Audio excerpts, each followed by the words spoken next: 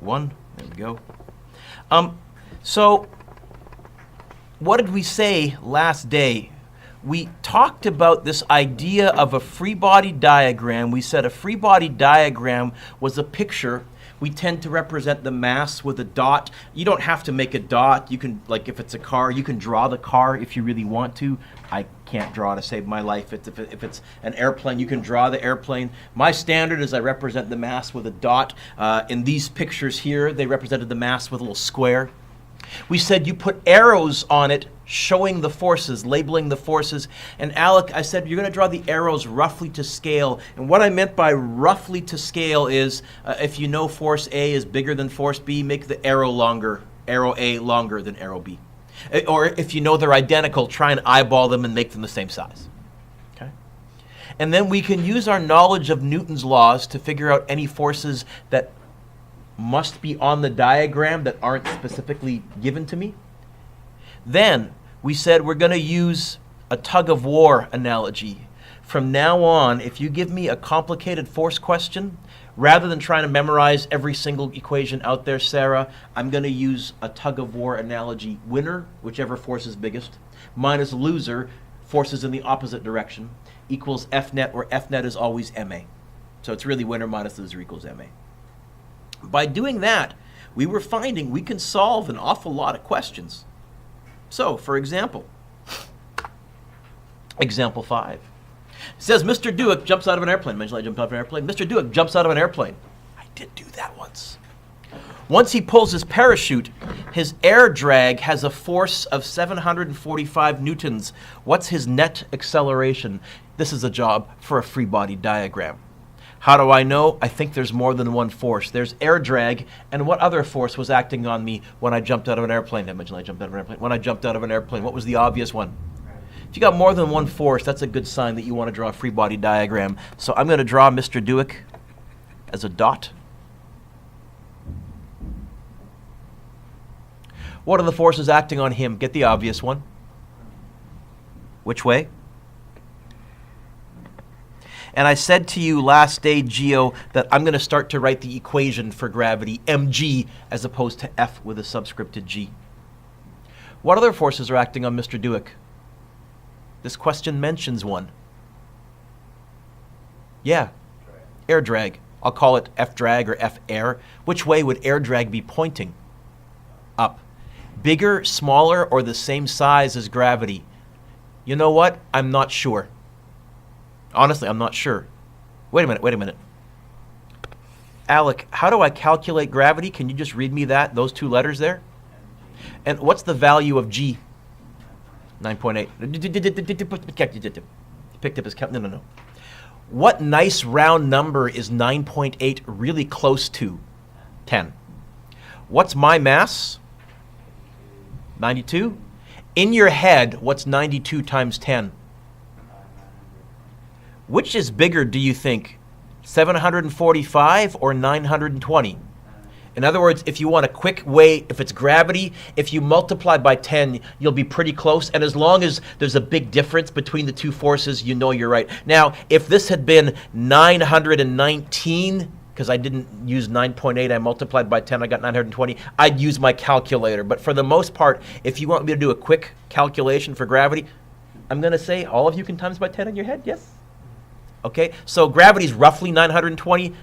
This is exactly 745. Which one's bigger for sure?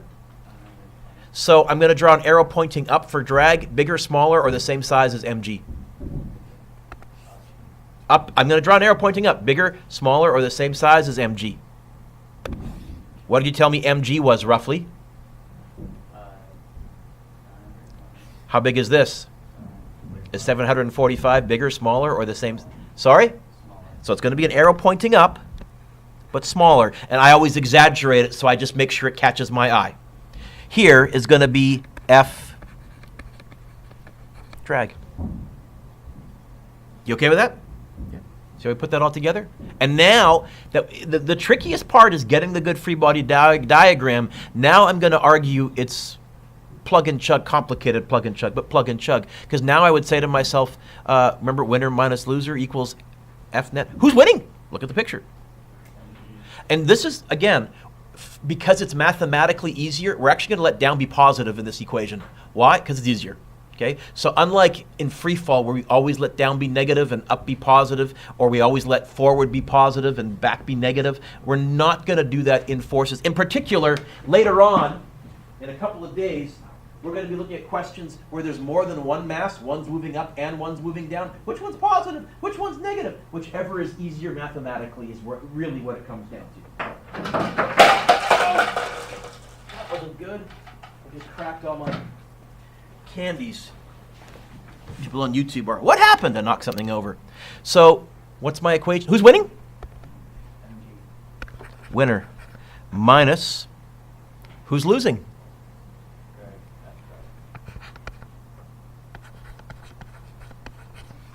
What does winner minus loser always equal? MA. Really, when I told you that F equals MA, what I really should have said is F net equals MA. That's really the force equation, Newton's second law. The net force overall is mass times acceleration. Oh, Alec, let's keep going. What does this question want me to find? MA. I disagree. Net acceleration. So just A. A. How would I get the letter A? How would I get the acceleration by itself? What will I do with that there M? What's the M doing to the A? Adding, subtracting, multiplying, or dividing? Multiplying, so how will I move it over? So if I hear you correctly, you're telling me the mg would drop down like a domino. The drag would drop down like a domino. You're telling me I would divide that whole thing by m? And is it okay? I'm going to put the A on this side instead of leaving, because I'm used to having something equals as opposed to equals something. Is that all right? Let's see if we can get this. What's the mass according to this question? 92. Alec, what's G? We're not going to use 10 this time. What's G actually? No. What's little g? Mass is 92. Folks, what's G? 9.8, right? Now we're just substituting in. So M, 92, G, 9.8. Not negative. We took care of the negative by doing winner minus loser. We actually, in fact, we decided to let it be positive because it's mathematically nicer. Minus, what's F drag, Alec?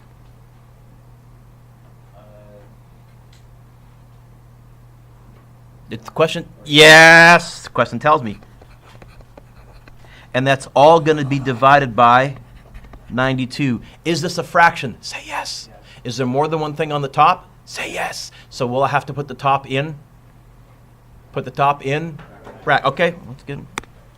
This I can't do in my head. So this you can pick your calculator up for. I'm okay.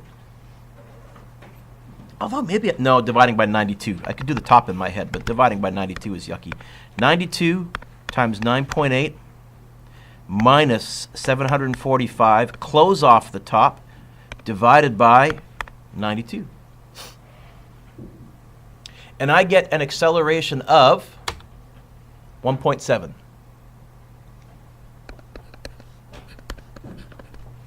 Units, Alex, it's acceleration. Good. Good. Okay.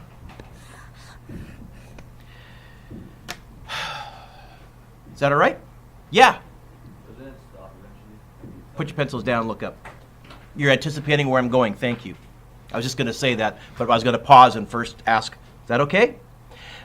Air resistance and air drag, Caleb, is a very difficult force. In fact, we'll look at it occasionally, but only in small, easy chunks. I said Caleb, didn't I? Tato. I was in basketball mode. Tato, air resistance and air drag is a very difficult force because it changes all the time. How many of you have ever held your hand out the window of a car like this? And okay, as you speed up, what happens to the force against your hand? Air drag. Bigger, smaller, or stays the same as you speed up?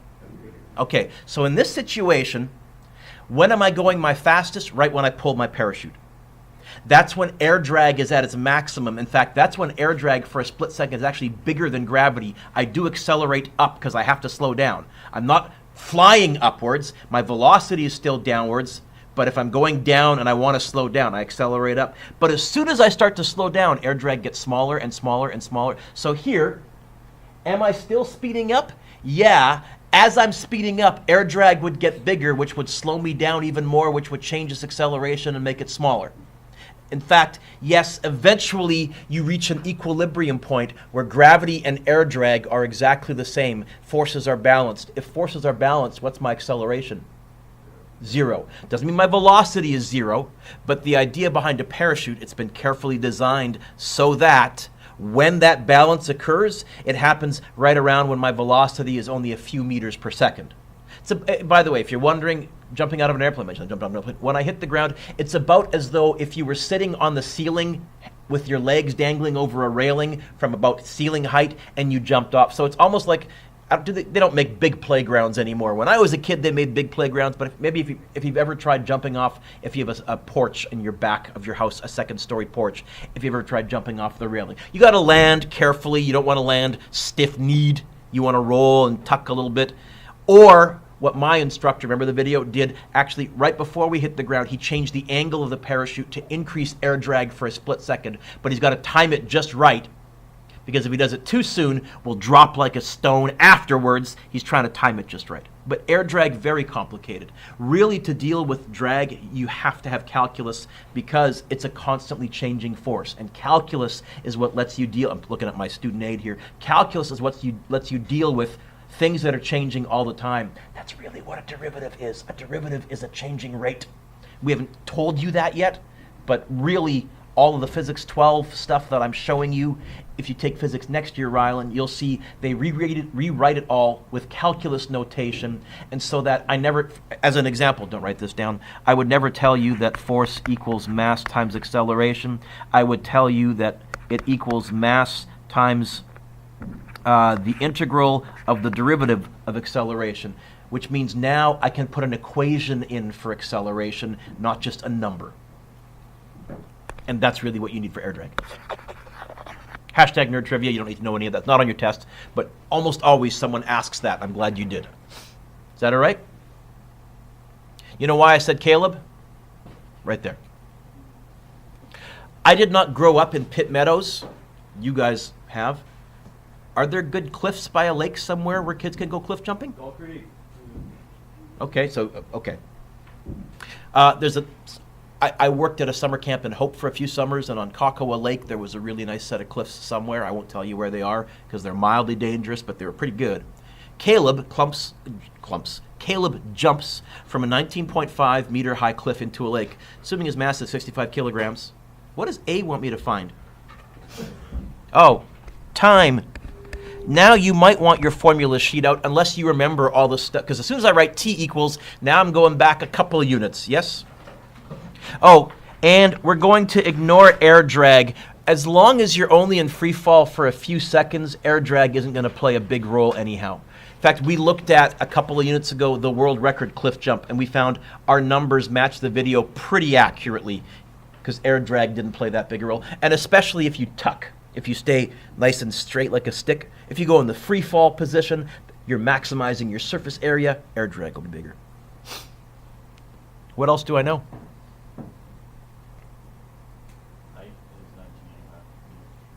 Height's not one of my variables. What would the displacement be? No. Negative 19.5 because we're ending up below from where we started. Right? Right? Remember all that? What else do I know? Yeah, but I don't think I used the mass at all 2 units ago in any of my time equations. So I'll bet you later on Dueck's going to ask something about a force or an acceleration or something like that. Just a guess. Okay. Yeah. Oh. What is it when you jump off of a cliff? And now we are going to put the negative back in. We are going to bring the negative back because we did in that unit always let down be negative. You might recall I said we needed 3 things to find the 4th. I only have 2 things. Must be something else I know. Yeah. You tend to... Now, you might have a forwards velocity when you take a run off the cliff, but in terms of vertical, your initial vertical velocity is 0. You might jump up a tiny bit, but we'll call that negligible.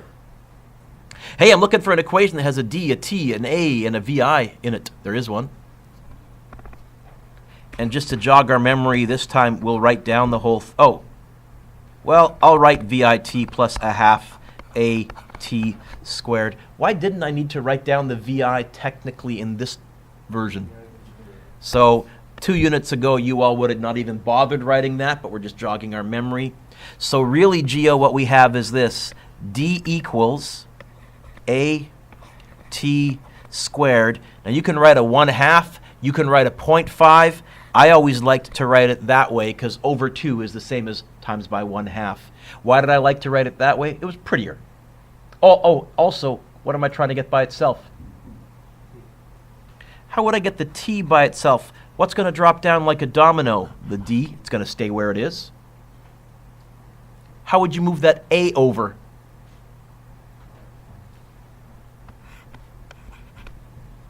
How would you move that 2 over? That's on the bottom. Multiply, because dividing by 2 means we're going to times. Now, that would give me a t squared left behind. Everybody, how do I get rid of a squared? My physics 12s yesterday, we were doing, or 2 days ago, we were doing orbits, and we ended up with an r cubed. And I said to them, how do you get rid of a cubed? And there was this momentary pause in their brain, and then their eyes lit up, and they all went, cube root? Yeah, it's actually useful. You guys doing cube root this? You did cube root last year, I think, in Math 10, or this year, right? Last year? Okay. It's actually useful in Physics 12. It's kind of nice to actually, wow, they showed me something in math that I just thought they showed me just cuz. No, actually, higher order roots are useful. It's rocket science. So, time is going to be square root of 2, negative 19.5, negative 9.8. Hey, this is good calculator practice. This is really close to 20 divided by 10, which is 2. You know what? The answer is going to be really close to 2 seconds. What, you want more specific? I'm going to go 2.1. Try me. Let's see how close I am.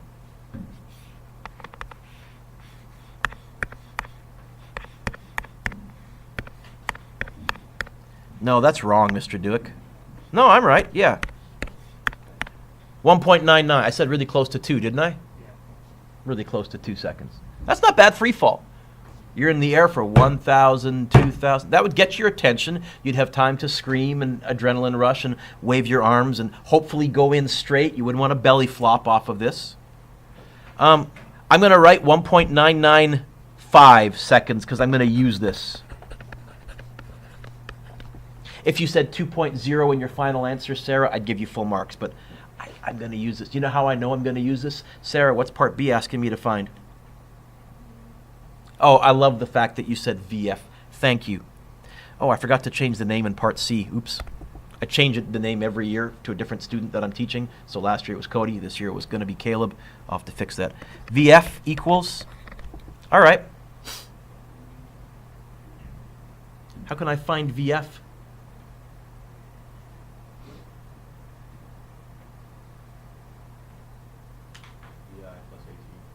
You can do that. I'll be using my answer from part A. So I could go VF equals VI plus AT. It's going to be 0 plus negative 9.8 times 1.995. Of course, you know I'm going to use my answer button there. By the way, when I hit the water, which way am I traveling, up or down? I'm going to ask you the same question. I'm just going to phrase it differently. Am I expecting a positive or a negative velocity? Negative, right? 0 plus, I don't need to type. Negative 9.8 times answer button. I get negative 19.5.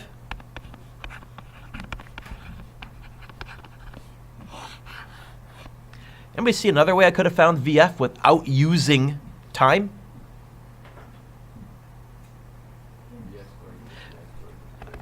If I was doing this as a test somewhere off in the margin, I would quickly go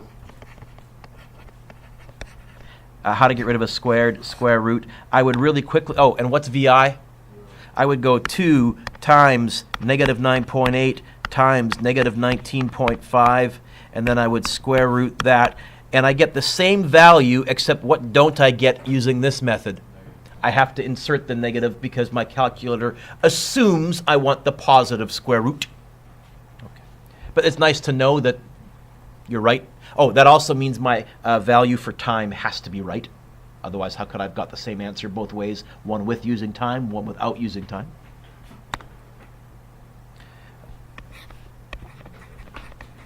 Sorry, it's still Caleb. If Caleb's feet just barely touch the bottom of the pool, oh, sorry, we're cliff jumping. Apparently, I've changed this question a few times over the years to make it more exciting and forgot to change some of the details. What was his average acceleration while he was... What does this question want me to find?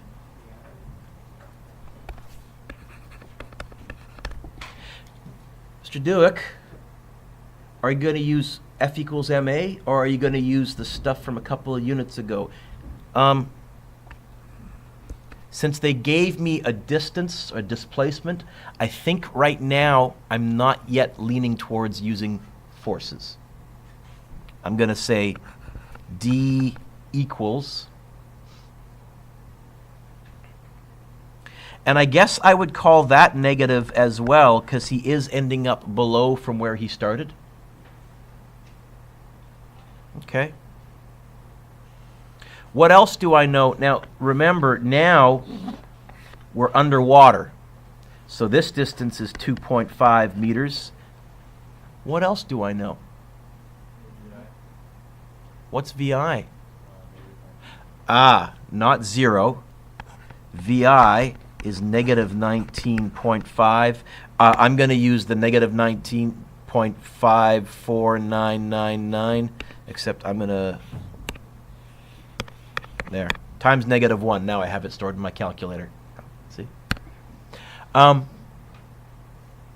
not enough. What else do I know?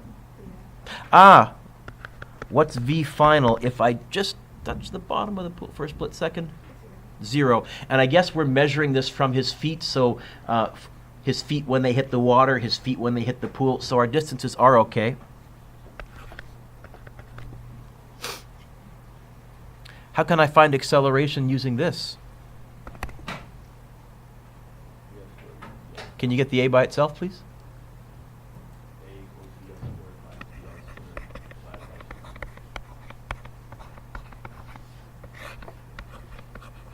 And now I'm going to pause and I'm going to say, Zach, as far as I'm concerned, because forces involves acceleration, everything from a couple of units ago is still fair game. I have no problem giving you a question that requires you to find an acceleration using VF and VI and T and D, and then having you include that in a free body diagram or something like that. Okay? 0 squared minus negative 19.5 squared all over 2 times negative 2.5. Is this a fraction, Geo? Say yes. Is there more than one thing on the top? So I have to put the top in. I have to put the top in. And is there more than one thing on the bottom? I'll have to put the bottom in. There you go. 0 squared minus answer button squared divided by 2 times negative 2.5.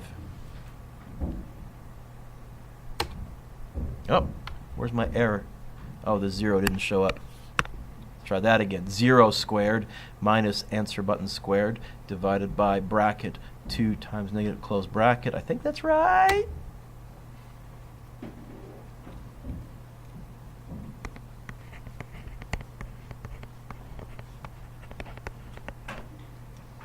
What's the significance of the positive acceleration? Which way am I accelerating in this question?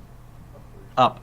That's because we called up positive. I am slowing down. I could have done this question and I could have let down be positive and I would have got a negative acceleration. All that would be telling me is it was in the opposite direction of my velocity, slowing down. How many G's is that? Divide by 9.8. 8 G's, this would get your attention. In fact, probably, well, if you hit nice and tucked through your feet, you'd be okay. If you weren't really careful, though, if you belly flopped this, you could probably crack a rib or more. Okay?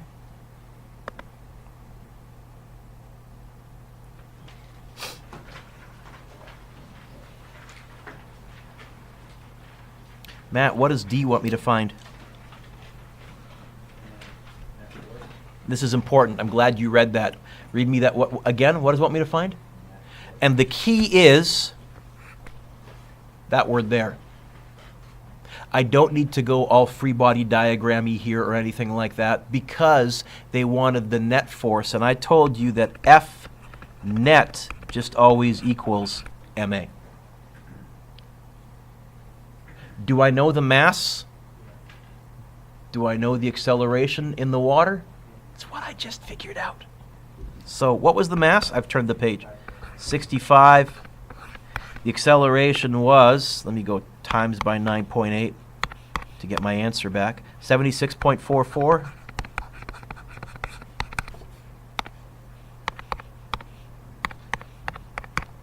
Or you could have used your answer button. That's pretty good. 4,000, I'll go to 3 sig figs. 4,970 newtons.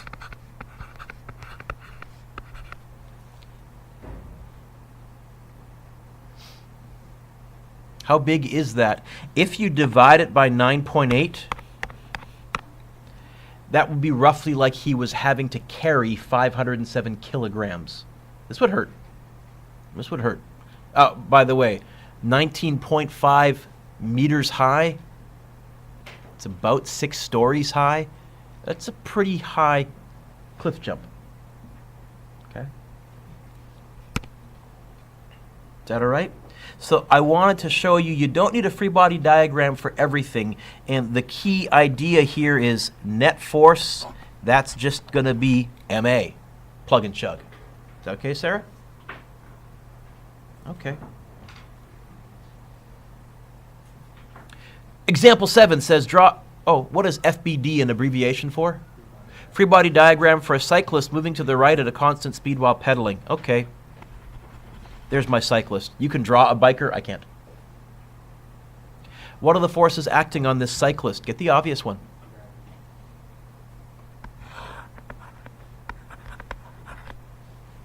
Yes? We all agree? Is this cyclist sinking into the ground like quicksand? Is this cyclist flying into you like Superman? Must be an equal in magnitude force up. Has to be. What's pushing them up? Ground.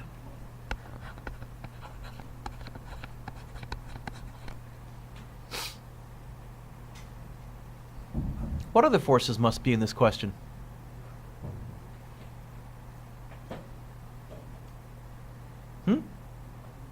Pedaling? Which way?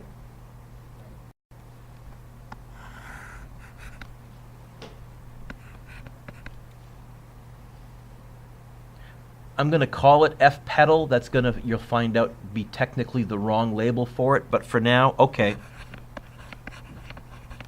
By the way, the reason is pedals don't make a bike go forward. And if you don't believe me, lift your tire off the ground. You can pedal. It won't go forward. Really, it's friction pushing the bike forward because the tire pushes backwards. We're not going to get that complicated just yet. Why must this be wrong? Because it is. Yeah. Everybody right now, underline that. This is going to be a very important phrase to pick up. Constant speed. Because if you're at a constant speed, that tells you that your acceleration is... Write that down. And that tells you now, if your acceleration is 0, that means your net force is 0. That means the forces must be, I'm looking for a word that begins with letter B. Balanced. Are these forces balanced? Someone said yeah, someone said no. The good news is one of you is right. Is it possible for this to be balanced right? I have an unbalanced force. Do you see it, Jason? Pedal. There has to be same size. You've all cycled. When you go faster, what force against you gets bigger and bigger and bigger until eventually you reach your equilibrium point? Yes. What was it? Air drag. And again, air drag is that weird force because the faster you pedal, the bigger air drag gets. Your top speed is when the force you're capable of exerting through your legs exactly equals air drag. What do professional cyclists do? How do they reduce air drag? You've watched Olympic cycling, you've watched the Tour de France. They tuck, they wear special equipment, funky helmets, they even streamline their bike. All of that won't make a big difference, but in the Olympics, since most of it's decided by hundredths of a second, that's what you're down to now. Can I reduce hundredths of a second? Can I reduce a tiny bit of air drag? They'll spend time practicing in a wind tunnel to master exactly the proper, perfect tuck. Not too high, not too low. Even something as simple as how high you angle your neck can make a huge difference, especially in like something like the Tour de France where you're racing over several days, several weeks. Makes a big difference.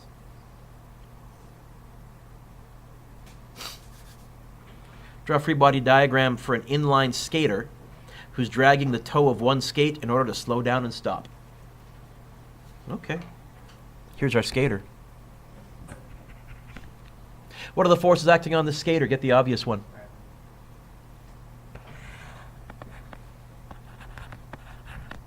Is the skater sinking into the ground like quicksand? Is the skater flying into you like Superman? So vertically, Brisa, forces must be balanced. We're going to call that F ground. What else?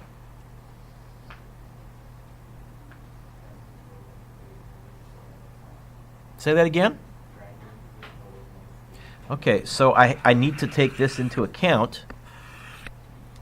How will I show that? What direction would that force be?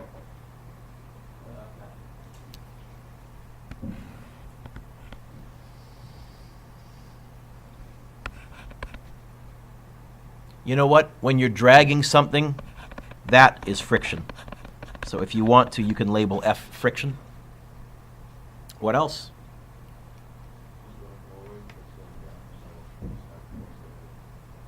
What was that? Sorry, I didn't hear you.